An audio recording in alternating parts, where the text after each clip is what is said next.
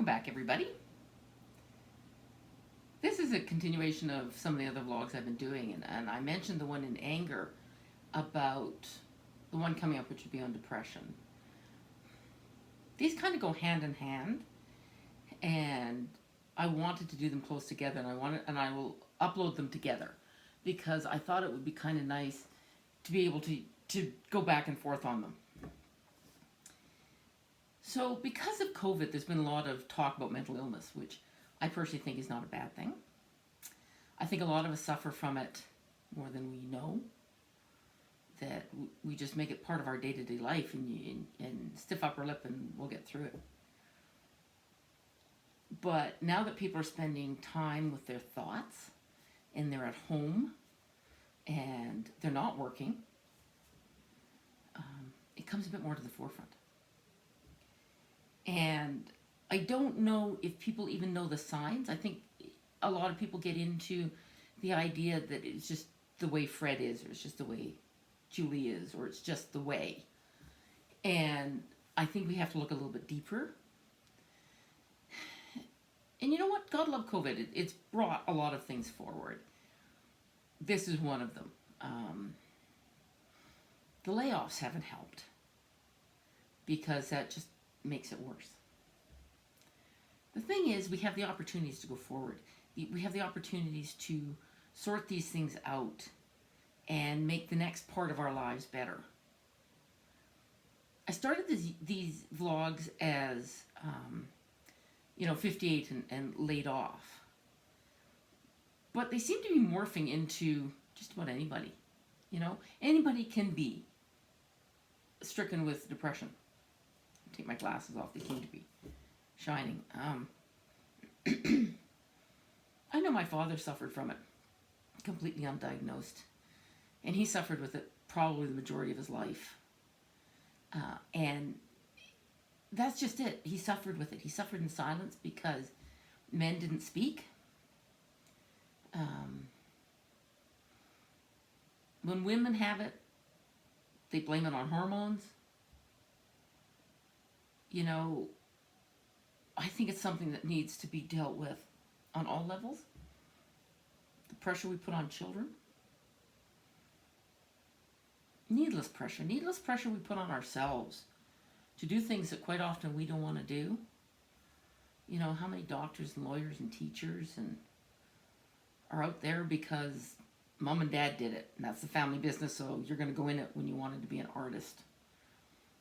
I listened to one person, and her son wanted to be, I think it was a marine biologist. She basically said, well, no, he'll be doing a doctor because that's what we want in the family, is a doctor. So I tried to explain to her that marine biologists were doctors, but apparently that wasn't the vein this kid was going to go into. Whether he had, he couldn't even express himself. I want to be this. And you carry that on. You become whomever you think you need to get work. Or it's the profession that you think you wanted, or it's the profession that was chosen from you. And it just builds on all of this other stuff. So the Mayo Clinic has a very short, and I would say the one that I read was incomplete. And it was the signs of depression. And I will read it. I will read it with my glasses on, because it's come to that age. Depression is feelings of sadness, tearfulness, or hopelessness, angry outbursts, irritability, or frustration, even at the smallest matters, loss of interest or pleasure in most normal activities such as sex, hobbies, sports, sleep disturbances including insomnia or sleeping too much. I added loss of or gain of appetite. Pardon me. When I was selling jewelry, I had a woman come into the store. She was from a very large city, very high-pressured banking job. And the woman was spending big. She had been in 3 days in a row and spent $15,000-$20,000 a day. And I got her one evening, and she was about to buy another $15,000 pair of earrings. And I actually looked at her and said, sure you want them? Like, why are you buying these earrings? And basically she was buying it for a hit, for this short burst of elation. And really what she needed to do was sort herself out. Get a new job, quit this one, do something. Because she was living in this town where she was working until 1 or 2 in the morning and then being back at 6. And somewhere in between she had traveled to her apartment. People work that way. People get into these funks. And we have to say enough. And part of that is COVID. It's brought us to a grinding halt where we are alone with our thoughts. And people are frightened. People have lost their jobs. And it doesn't matter how much severance package you give. There are some people who are not prepared to lose their jobs financially. Some people's entire identity is wrapped up in their job because they've spent so many hours. You know, dad can't play ball. He's at work. What is he? He's an engineer at something. Mom can't do that. She's a banker. She's off doing something else. When you introduce yourself, you say, I'm such and such and I work here. That's all gone. And it's gone abruptly. You're not given a month's notice. You're given 5 minutes notice. Pack up your things and you're out. I got the call. 5 minutes. Terribly sorry. Got some bad news for you. And I was at home. And I had items from the company with me. Get a little text saying, well, we're going to make arrangements to pick that up. I basically packed it all in a box, stuck it on my front porch and said, there it is. Take it at your leisure, but get it off my property. It was an act of defiance. It was an act of anger. Felt great. Because if I had been at work, they would have marched me out with security. There you go. Get off the property. Here's your purse. We'll mail you anything we think belongs to you. These are very harsh things. And if you have a tendency to be depressed before, it's hard to get off the couch.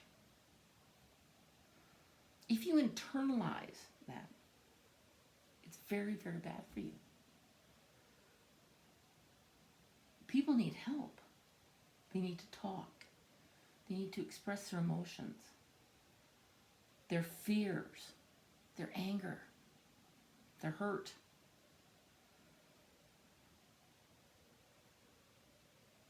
Sometimes when you're part of a family, it's not necessarily the safest place. Because if you're the head of that family, be it the mother or the father, and you lose your job, everything goes into chaos.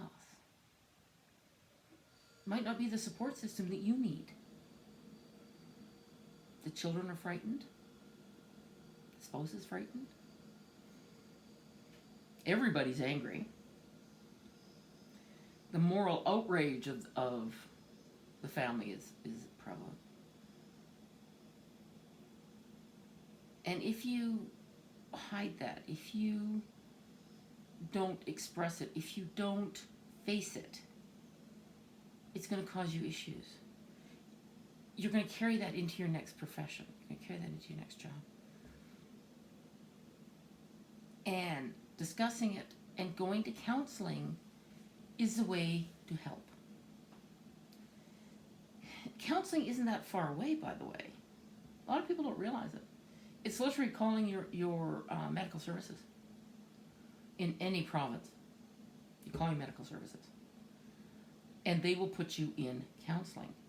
Now, some counseling, there's a cost for it.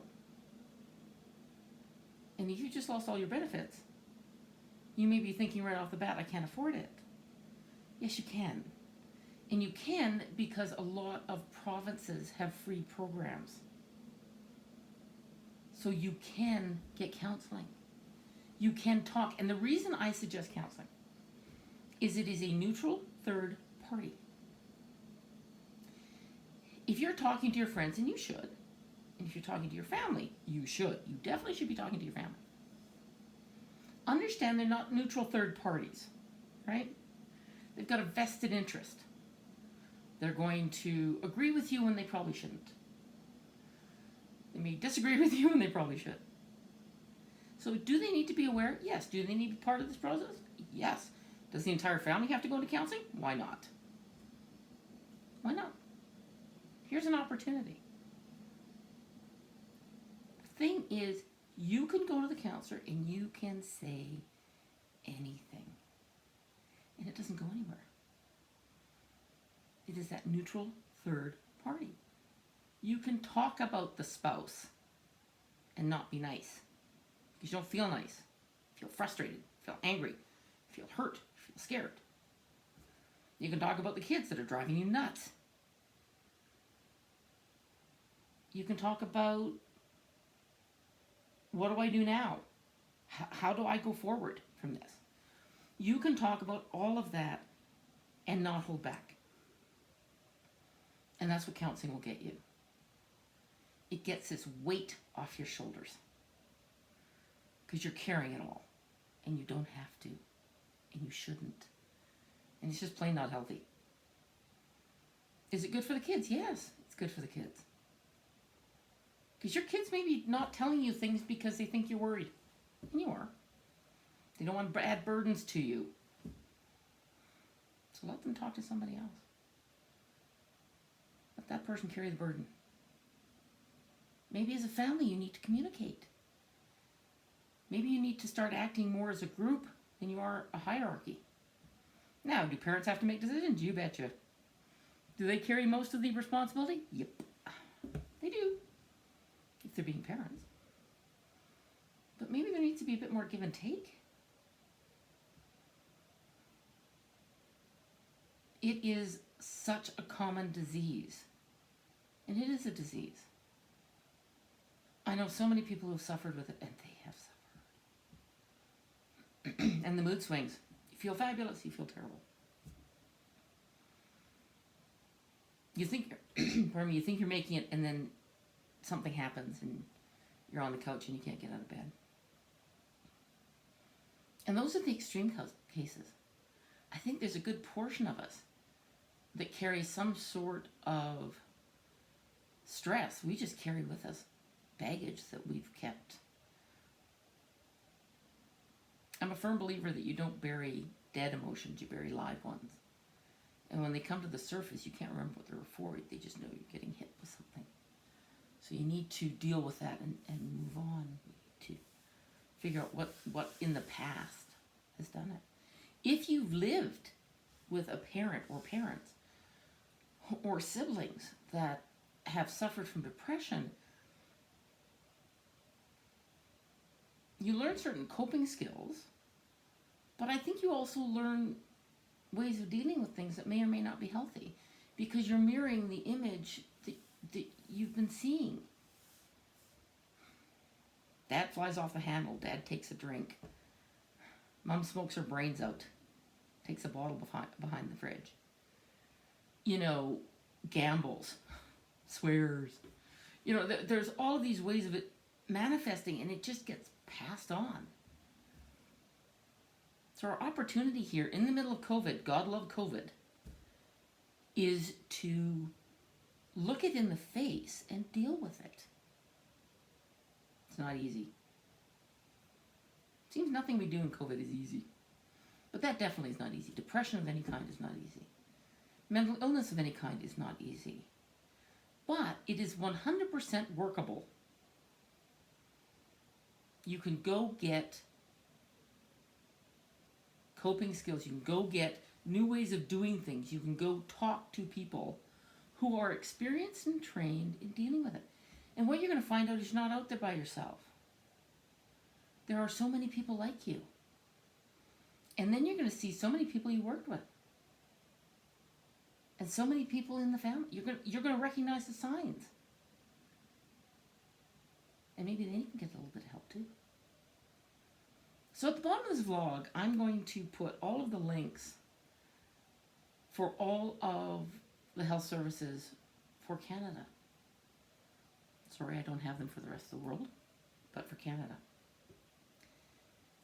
And I think I'm going to ask, having seen somebody who's had depression, having been a person who's had it, and I was one of the walking wounded.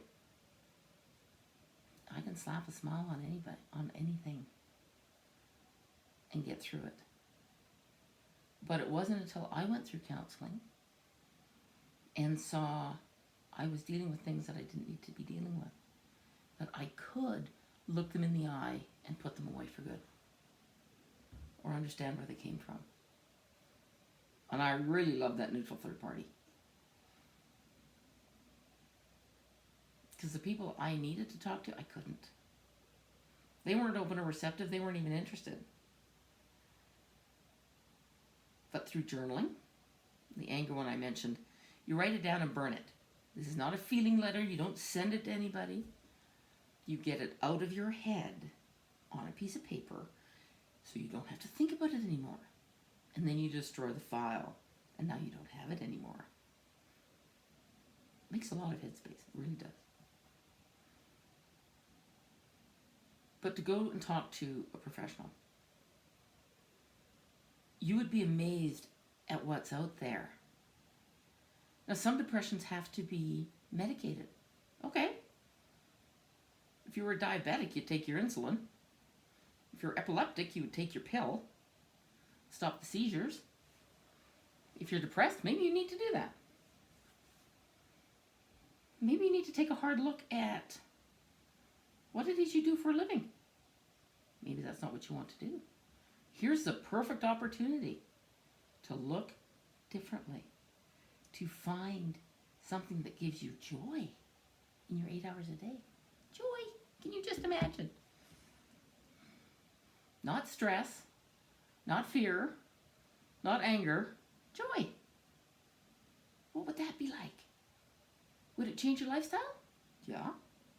I mean, if you're one of those people that, invents a widget and makes $1 million the first week, rock on. It's not going to be the majority of us. But we're going to do things that make us happy. And one of them may be working for smaller companies. I now work for a small company. It's fabulous. They sent me flowers. They sent me flowers because I joined the team. And they think I'm marvelous. I almost burst into tears. And that's when I realized I had coping skills for nasty. I had coping skills for stress. I had coping skills for a lot of things. What I did not have coping skills for is kindness. A company that's kind. A company that wishes me a good day and means it. A company says, we're there for you, Jean. I'm going, yeah, I think you are. In fact, I know you are. And that's an odd feeling. But it's a company run by people. So face this thing called depression. First, you're allowed to be depressed. You're not allowed to stay there. Go to the places that talk. You are so worth it. Your being is so worth it. You should expand it. You should find out what it is. Get rid of this darkness. Get rid of this weight that you're carrying. And talk. Do not bury it. Do not suffer 1 minute longer than you have to suffer. Go find a fix for it. If your car had an oil leak, you'd get it fixed. If it had a flat tire, you would get it fixed. If the dog needed his shots, you'd get them done. For some reason, people who are depressed can't seem to get out there and get the medications they need, get the counseling they need.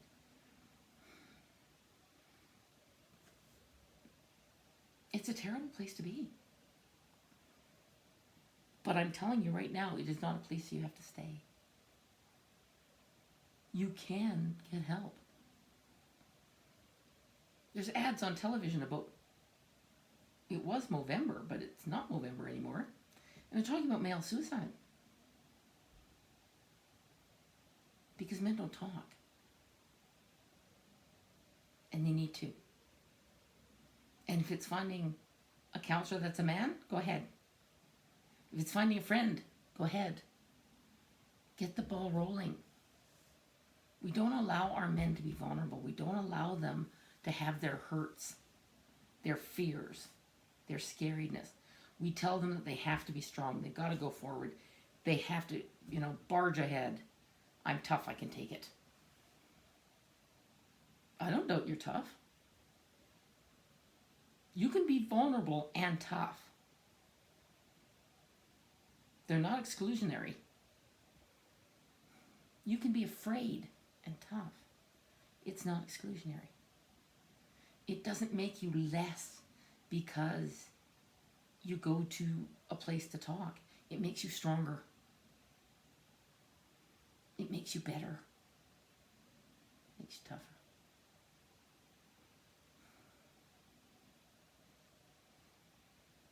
COVID and layoffs? Complete. Oh. I gave up swearing for Lent. It wasn't good. It's been harsh. And it's been scary. But one of the positives is it's given us time to think. And it's given us time to find out who we are. It's given us time to work on our relationships. It's given us time to work on our families. It's given us time to explore new things. And there is so much out there for counseling. And so much out there for depression. We need to take advantage. We need to become better people for ourselves first. And that's that hidden gem. You have to fix yourself first. Then you can fix your family. But if you suffer from depression, men and women, and if you have children, I can guarantee one of them has it. I can guarantee it. If it is a learned behavior, or if it's genetic, go find a doctor and ask it. That's not me to ask. I have observations. I've seen it. And it's one of the ones we can work with.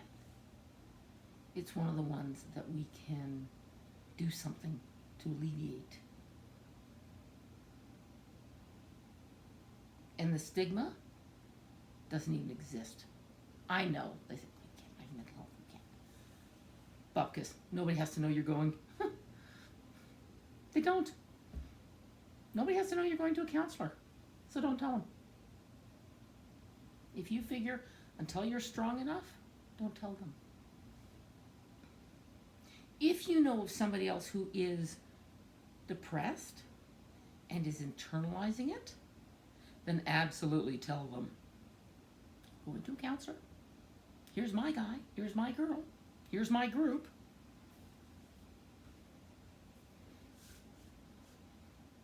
Help them out. Help a friend.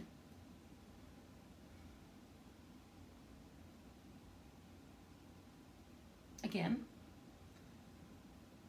not a happy blog, but an essential one.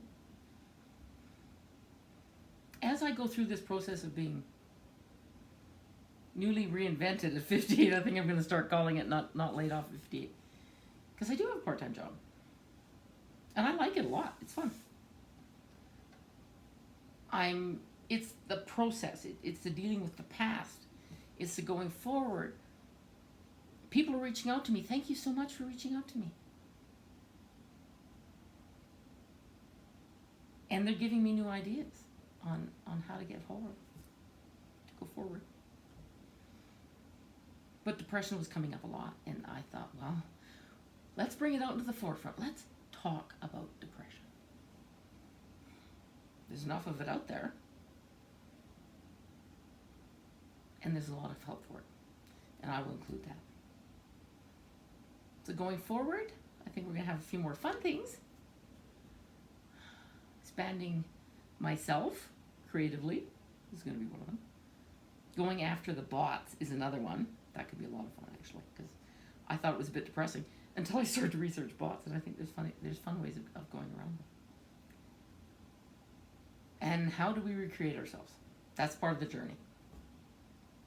So please like, subscribe, follow. I'm really wanting to get to 100. I think that'd be cool. I want to get to 100. So this is the end of this one. Oh, it's been a bit long. It's been like 25 minutes. Good Lord. And we'll be back again. I'll be back again. I'm Jean.